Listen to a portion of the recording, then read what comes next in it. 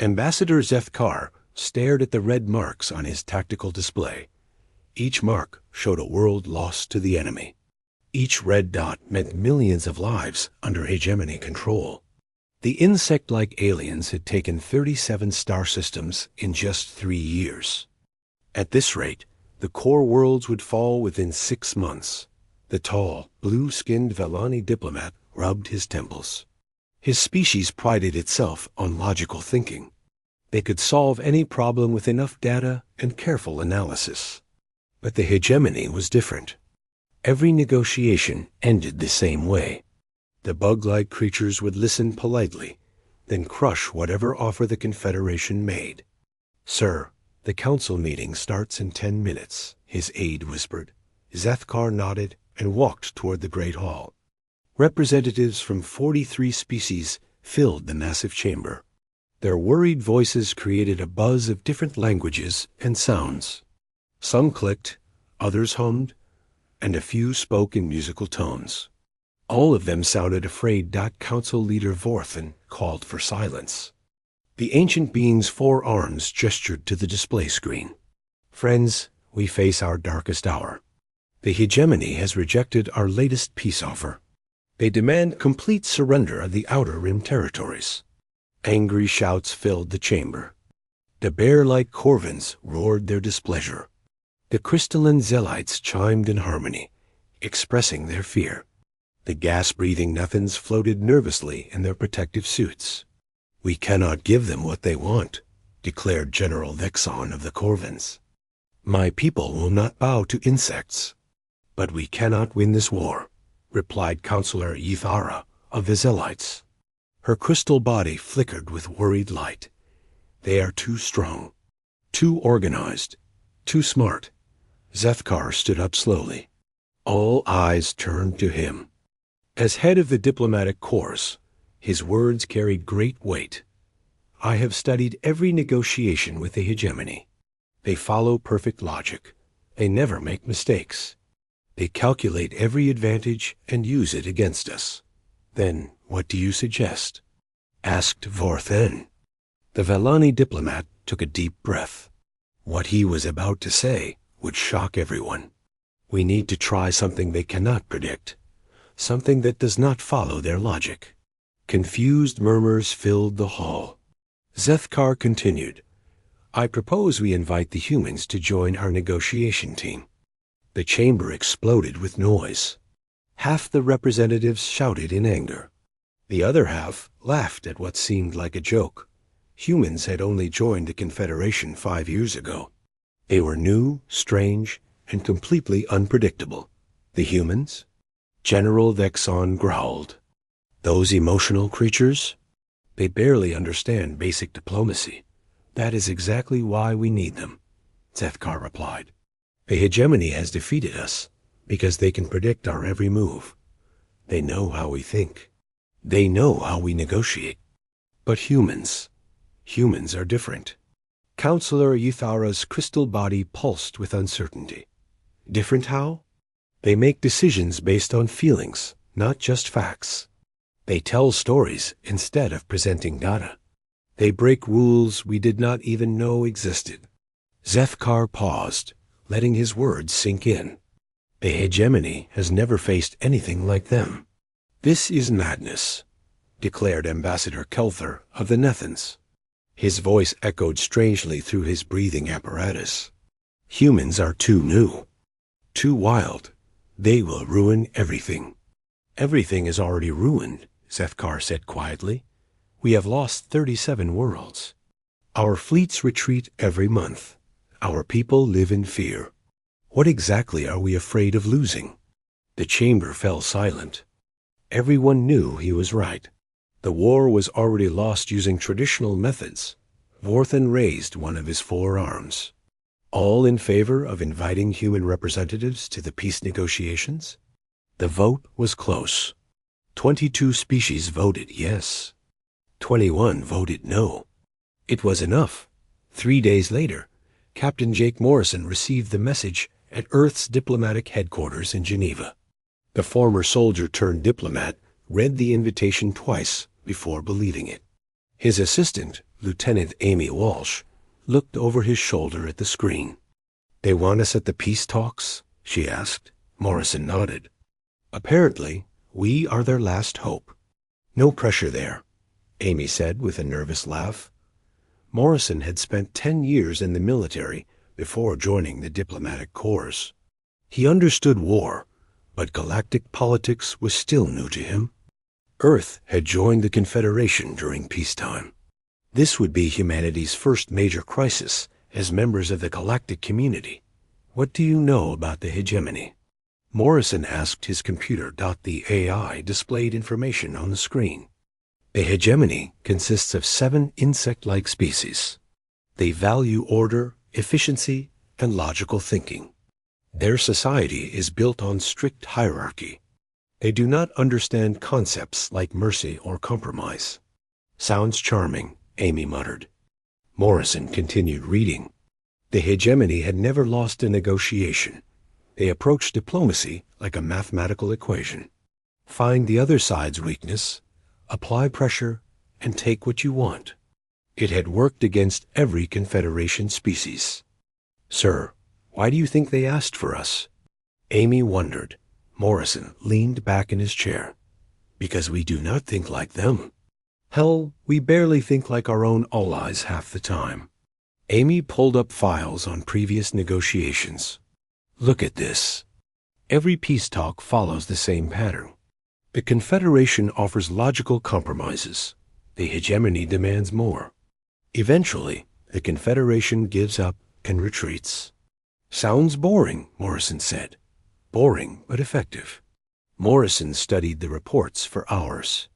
The other diplomatic teams had tried everything. They offered territory, resources, trade agreements, and technology. Nothing worked. The hegemony just kept taking more. "Amy, what if they are asking the wrong questions?" Morrison said suddenly. "What do you mean?" Everyone assumes the hegemony wants territory or resources. But what if they want something else? Something that cannot be measured or calculated? Amy frowned. "Like what?" "I do not know yet. But I think we need to find out." Morrison called a meeting with his team. Along with Amy, he gathered the people who would help him prepare. There was Dr. Lisa Carter, a specialist in alien psychology. Commander Pete Jackson knew military tactics and strategy.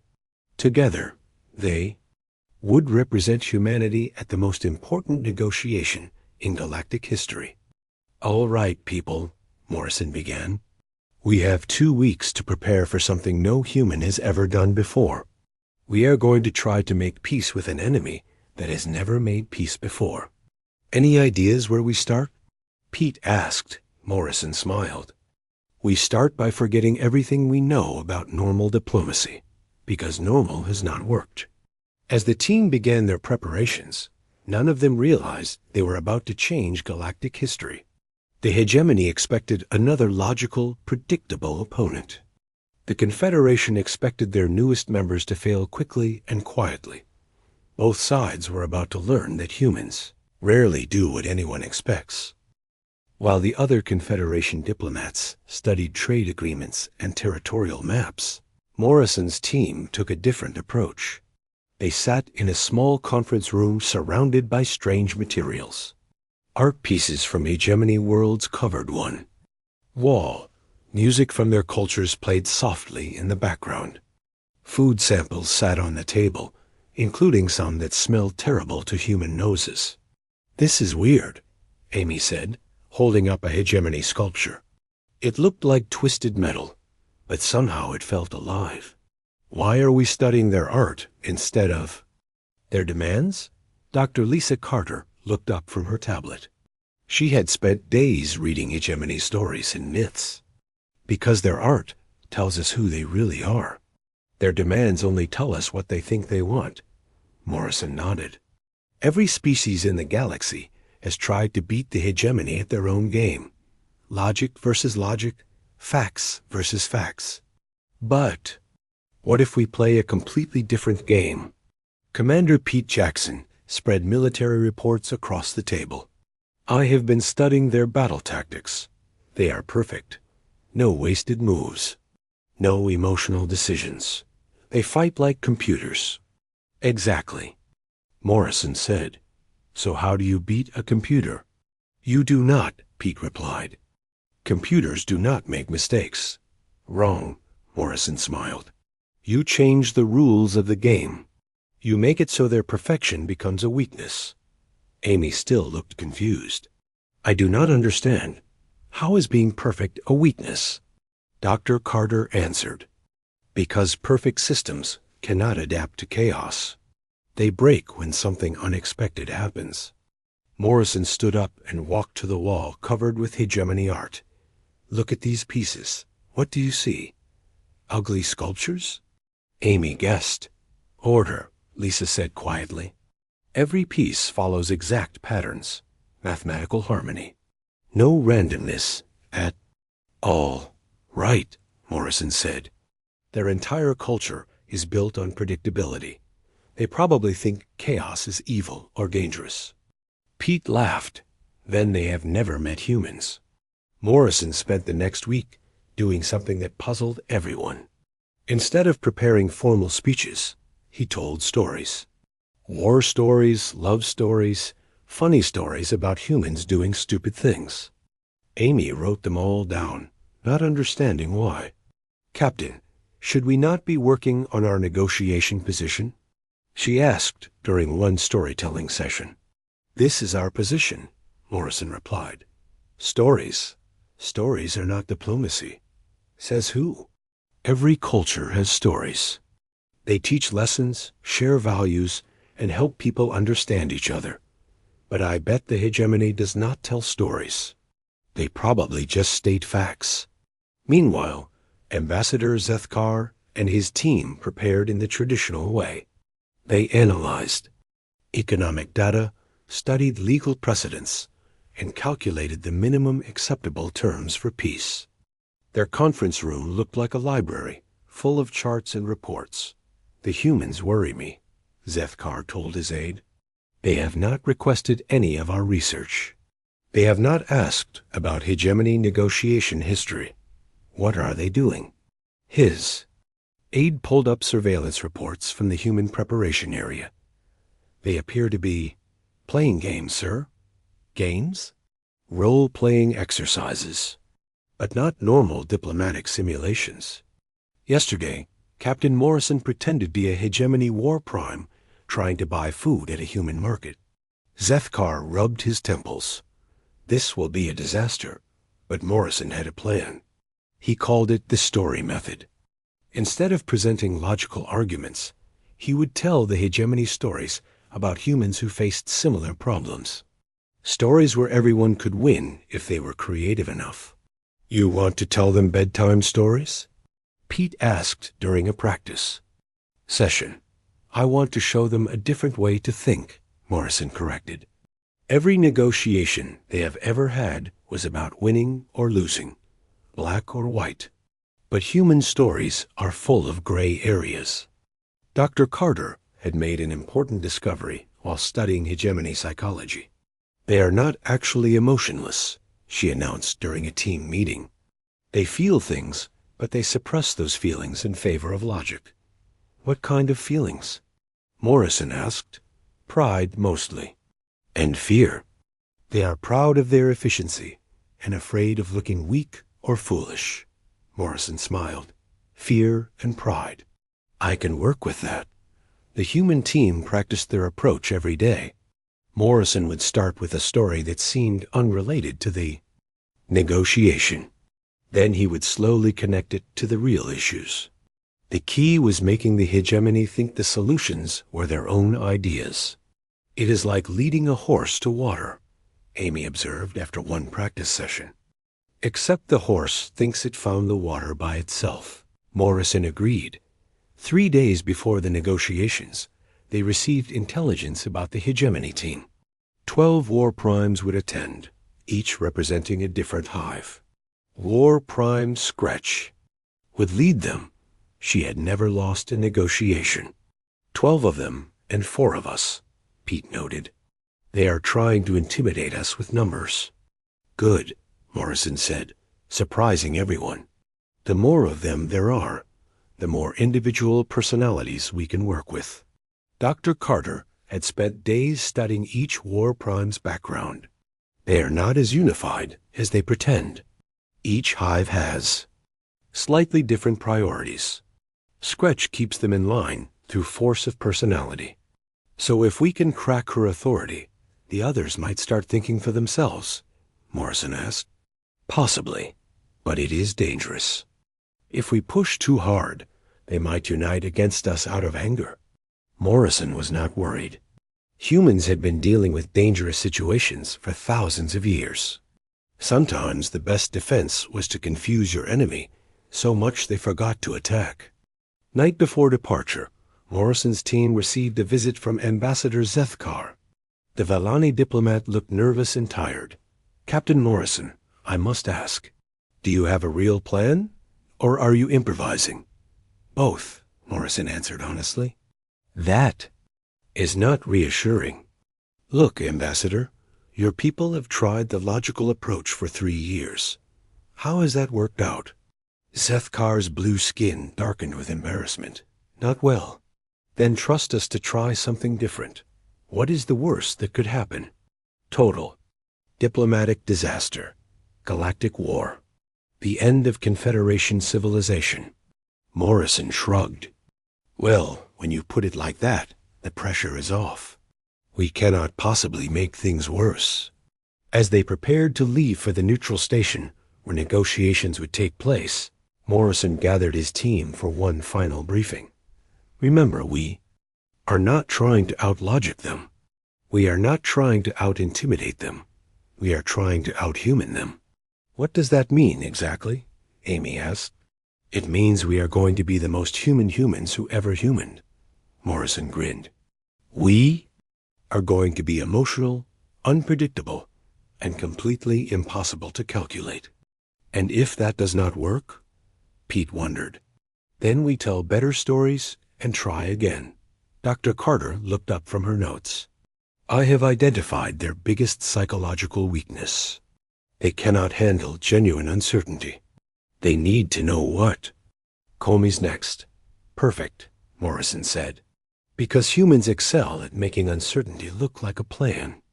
As their ship departed for Deep Haven Station, Morrison felt oddly confident. Not because he knew they would win, but because he knew they would surprise everyone. And sometimes, surprise was the best weapon of all. The hegemony was expecting. Another logical, predictable negotiation. They had prepared perfect responses to every reasonable argument. But Morrison was not planning to be reasonable. He was planning to be human. And that, he hoped, would make all the difference. Deep Haven Station hung in the darkness between stars like a giant metal flower. The neutral diplomatic facility had hosted peace talks for over 200 years. Its halls had seen the end of dozens of wars, but never a war like this one. Morrison's team arrived first, along with the Confederation delegation. Ambassador Zethkar immediately began setting up his materials in the main conference room. Charts, data tablets, and legal documents covered his section of the massive table.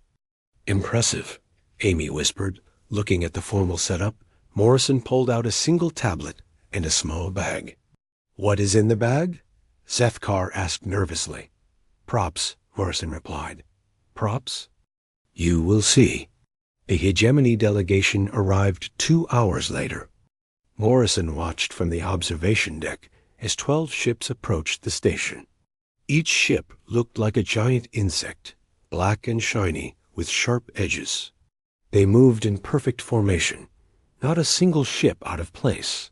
They even fly like they think, Dr. Carter observed. The hegemony representatives entered the conference room like soldiers marching to war.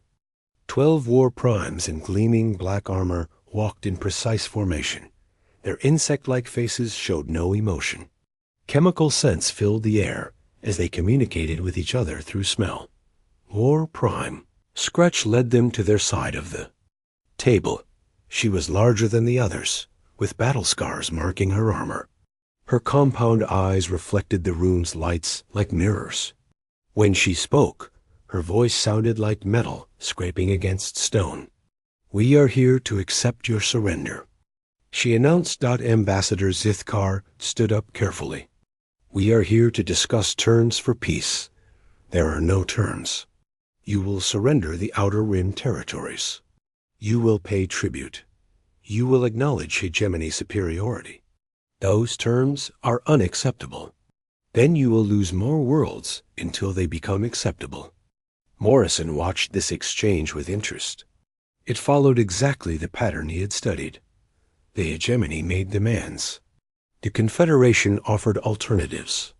The hegemony rejected everything.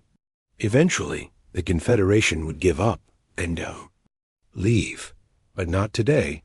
Morrison stood up slowly. All 24 eyes turned toward him. The war primes had been briefed about the humans, but seeing one in person was different.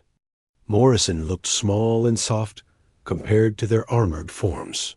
"War Prime Scratch," Morrison said with a slight bow. "Thank you for coming. Before we discuss business, may I tell you a story?" The war primes looked at each other in confusion. Their chemical communications created a cloud of sharp-smelling confusion. "A story?" Scratch's voice carried surprise. "This is a negotiation, not a nursery. Among my people, stories are how we share wisdom," Morrison replied calmly. "This one is about two generals who faced an impossible choice." Scratch's mandibles clicked with irritation. "We did not come here to listen to fairy tales." "Of course not," Morrison agreed. "You came here to win. So did they." Despite their protests, the war primes found themselves listening as Morrison began his tale. His voice carried easily through the room, drawing attention without demanding it. Two human generals faced each other across a valley. Both had fought. For years, both had lost friends. Both believed their cause was just.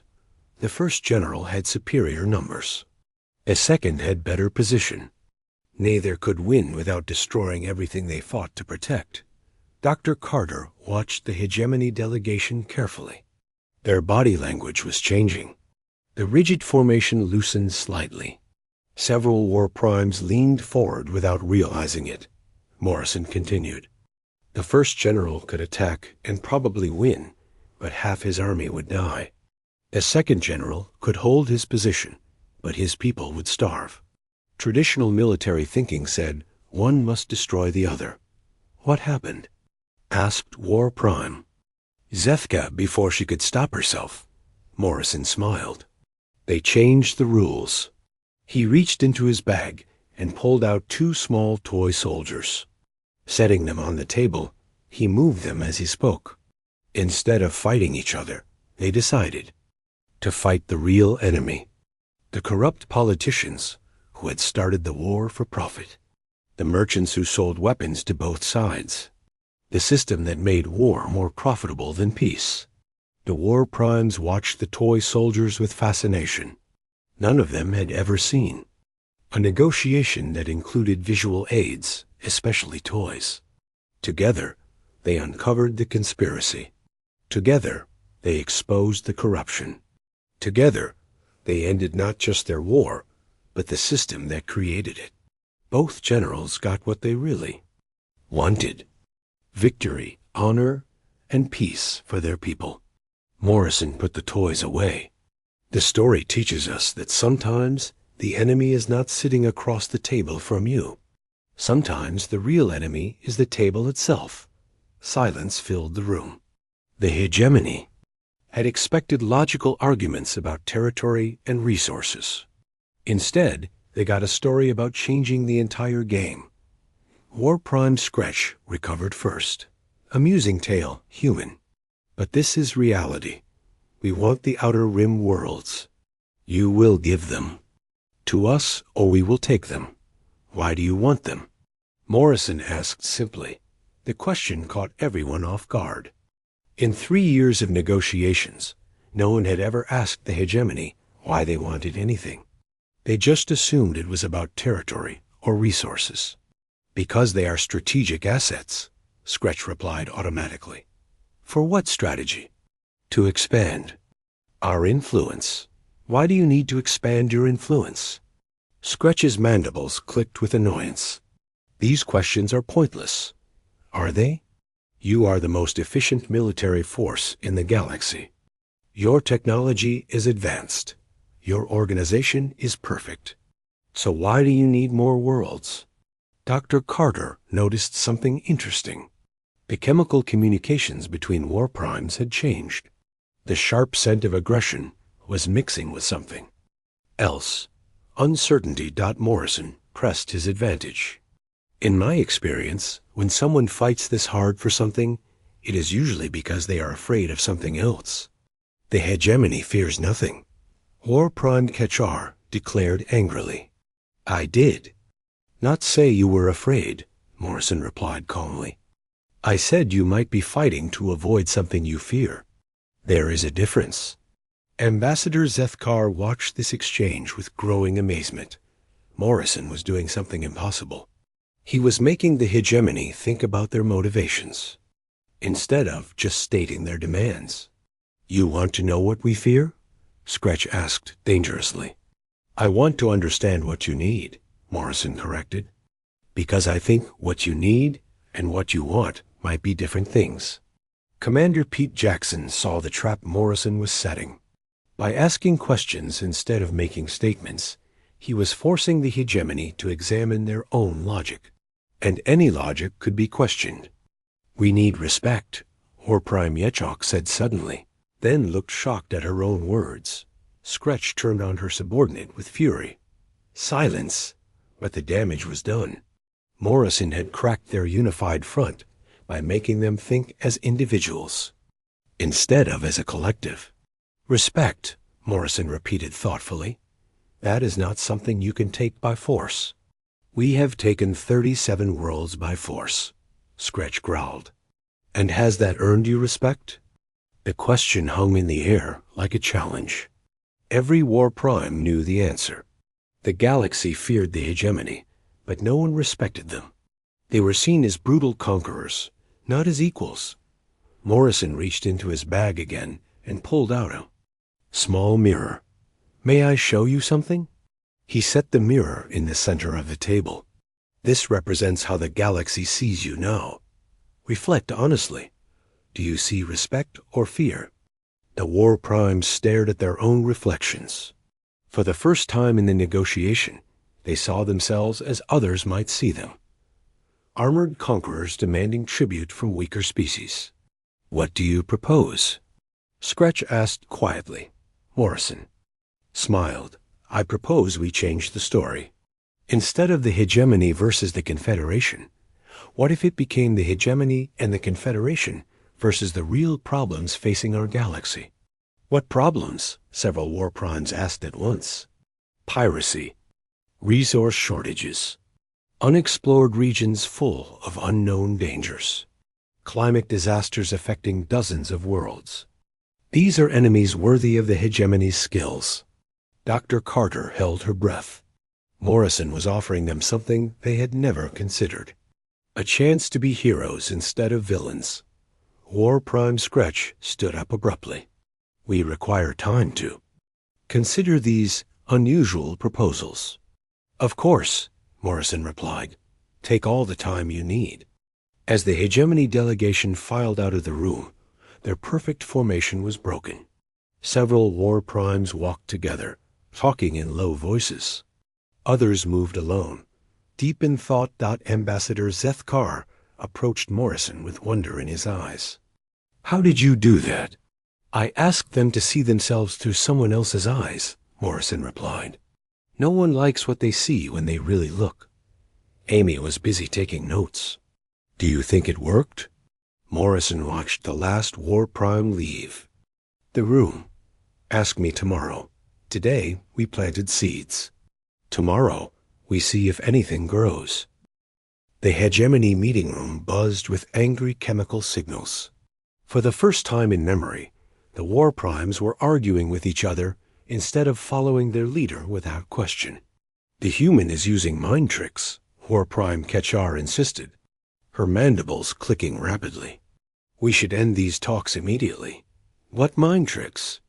War Prime Yechok challenged. He asked us questions. Are we afraid of questions? We are afraid of nothing. Ketchar shot back. Then why are you so upset by a simple story? War Prime Scretch watched her subordinates with growing concern. In 3 years of war, they had never disagreed about strategy. The hegemony's strength came from unity of purpose. But the humans' words had introduced something dangerous into their ranks, doubt. The humans spoke of respect. War Prime Zefta said quietly, "When did we last receive respect instead of fear?" "Fear is better than respect," Ketchar declared.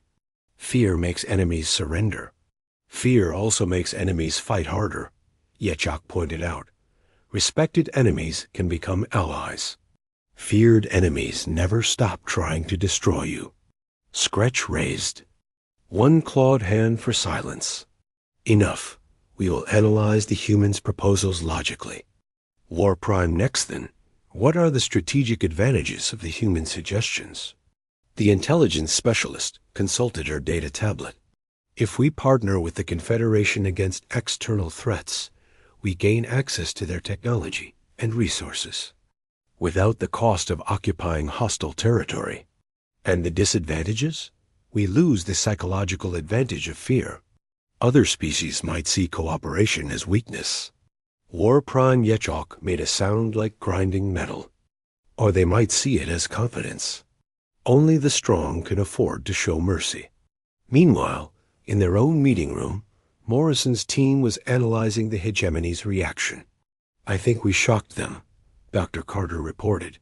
"Their chemical communications showed high levels of confusion and internal conflict." "Good," Morrison replied. "Confusion means they are thinking instead of just reacting." Ambassador Zethkar looked worried. "But what if they decide to walk away from the negotiations entirely? We could lose our only chance for peace." "Then we're never going to get peace anyway," Morrison said calmly. "Real peace requires both sides to want it. If they are not willing to consider new approaches, they were always going to keep fighting." Commander Pete Jackson had been studying intelligence reports. "Our sources inside their delegation report unusual activity. Several war primes are meeting in small groups instead of following standard hierarchy protocols. Individual thinking," Dr. Carter observed. "Exactly what we hoped for." Amy was less optimistic. What if individual thinking leads them to individual conclusions? They might not all agree on the same solution. Morrison smiled. That would be even better. A unified enemy is dangerous. A divided enemy is manageable. But divided allies working toward the same goal? That is unstoppable. The next morning brought an unexpected development. Instead of requesting a formal session, War Prime Scretch asked to meet with Morrison privately. This broke every hegemony protocol about negotiations. They met in a small conference room with only a translator present. Scretch's armor seemed less intimidating in the smaller space. Her compound eyes studied Morrison carefully. "Your story yesterday," she began without preamble, "about the two generals. It was not just a story, was it?" Morrison shook his head. "It was based on something that really happened. During our Civil War, two enemy commanders realized they were both being used by politicians who profited from the conflict. And they truly joined forces? They did. Instead of destroying each other, they exposed the corruption that had started the war. Both got what they really wanted: peace for their people and justice for the fallen." Scretch was quiet for a long moment. When she spoke again, her voice carried a strange note Morrison had not heard before: uncertainty. "The hegemony began this. War for honor," she said slowly. "We were ignored by the Confederation for decades, dismissed as primitive insects. When we developed advanced technology, they still treated us as inferiors." Morrison nodded. "Respect has to be earned, but it also has to be offered. Sounds like the Confederation failed on both counts. We decided to take by force what should have been given freely. Recognition as equals. How has that worked out? Scretch's mandibles clicked with what might have been humor. We are feared throughout the galaxy. But fear is not respect. Fear is just another form of dismissal. Morrison leaned forward.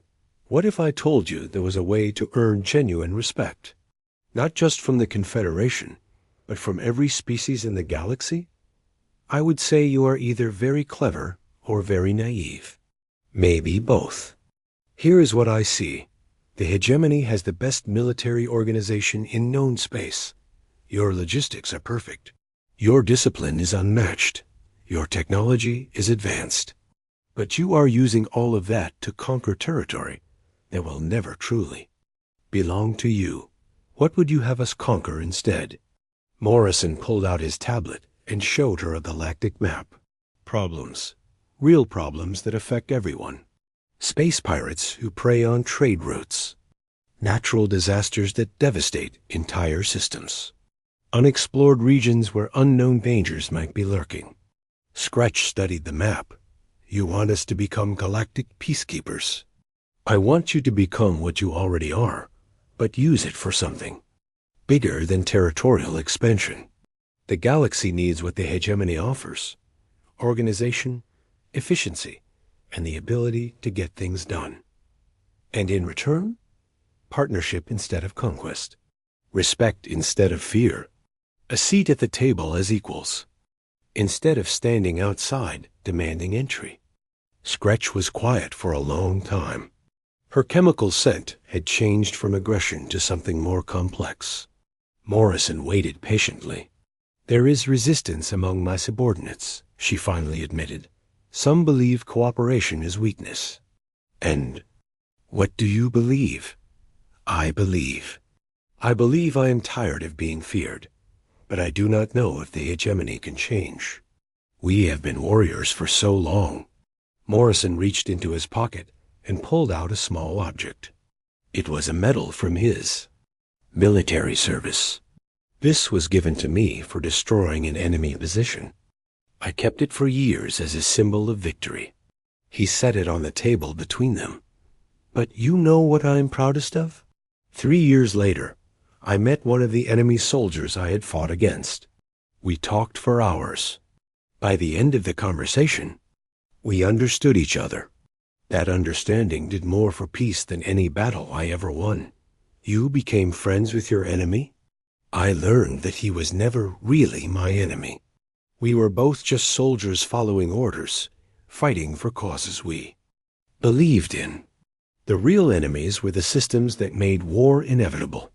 Scratch reached out and touched the metal with one clawed finger. You think the hegemony and confederation could become friends? I think you could become something better than friends. Partners. Allies working toward the same goals. And what goals would those be? Morrison stood up and walked to the window. Deep Haven Station hung surrounded by stars. A tiny island of peace in a vast ocean of darkness. Making sure the galaxy stays civilized. Making sure trade routes stay safe. Making sure that when new species develop space travel, they find a community ready to welcome them instead of exploit them. A noble vision, Scratch said quietly. But can it work in practice? Only one way to find out. Are you willing to try?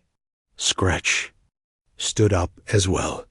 At her full height, she towered over Morrison. But somehow, she no longer seemed intimidating. I will need to convince the other war primes. Some will resist change. Change is hard, Morrison agreed. But staying the same when the old way is not working, that is harder. You have given me much to consider, Captain Morrison, perhaps. Perhaps it is time for the hegemony to write a new story.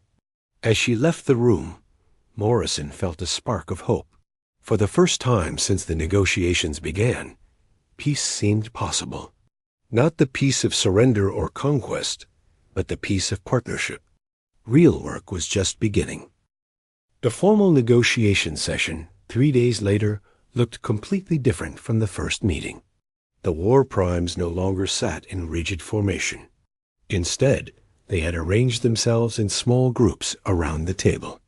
Some sat with Confederation representatives discussing specific proposals. Others worked with human team members on implementation details. War Prime Scretch called for attention. The hegemony has reached a decision. Ambassador Zethkar tensed, preparing for either victory or disaster. Morrison remained calm, watching the body language of individual war primes. "We reject the terms of surrender proposed by the Confederation," Scretch announced. Shocked silence filled the room. Then she continued, "We also reject our own demands for territorial conquest. Instead, we propose something that has never been tried before in galactic history." She gestured to War Prime Yechok, who stood up with a data tablet. "The hegemony offers to transform military forces into a galactic peacekeeping organization.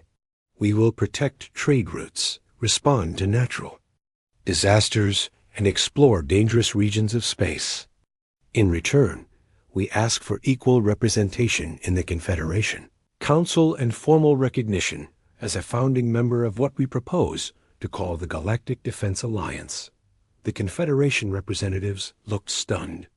Morrison smiled quietly. Yechuke continued, "We have identified 47 specific problems currently affecting galactic civilization. Pirate fleets operating in 12 systems. 3 planets requiring emergency disaster relief. 7 unexplored regions with potential threats. We can begin operations immediately.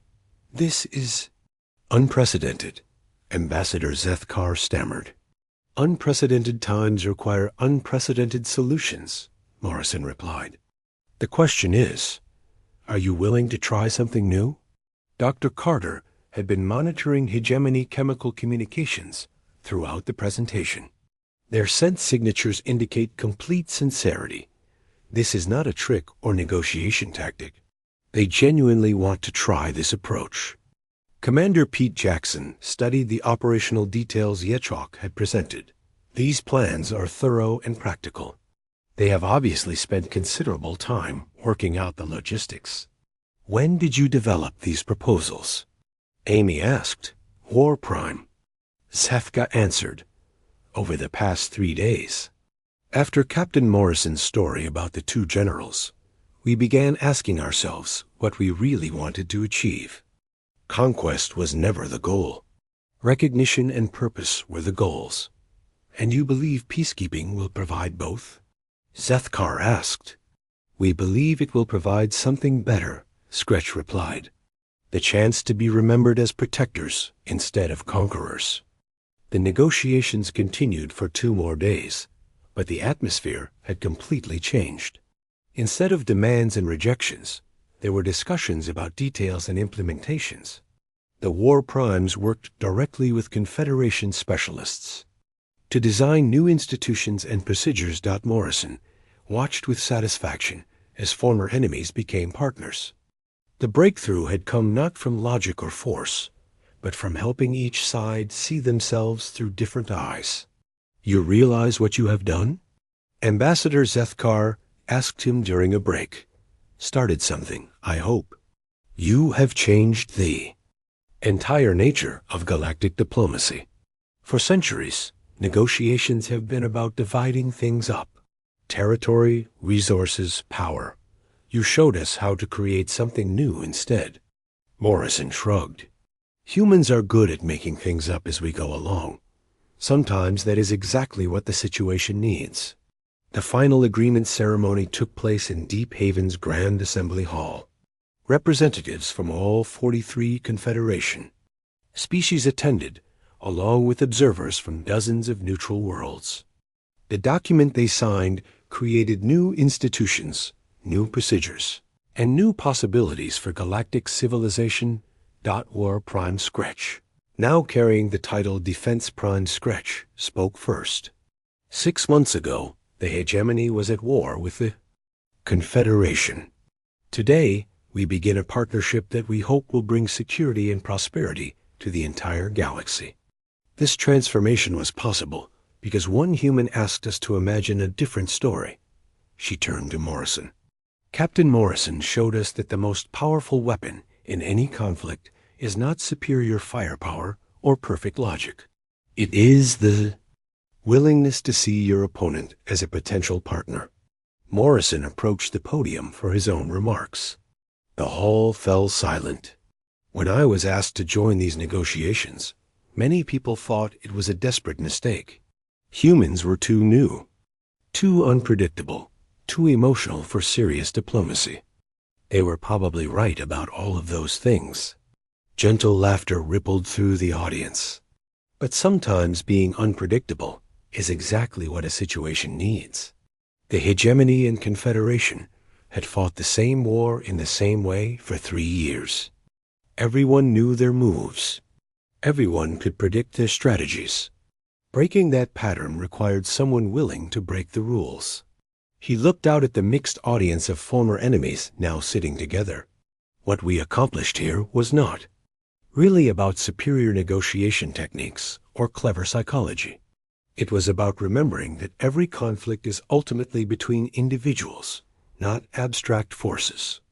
And individuals can always choose to write a new story. 6 months later, Captain Morrison received a message that made him smile. It was from Defense Prime Scratch, reporting on the Galactic Defense Alliance's first major operation. Captain Morrison, the message began, "I thought you would want to know that our joint fleet has successfully eliminated the pirate organization that had been terrorizing the Outer Rim for the past 5 years. Confederation and hegemony ships worked together with perfect coordination. More importantly, the rescued civilians cheered when they saw our ships arriving. They were not afraid. They were grateful. The Alliance has received requests for assistance from 17 different systems.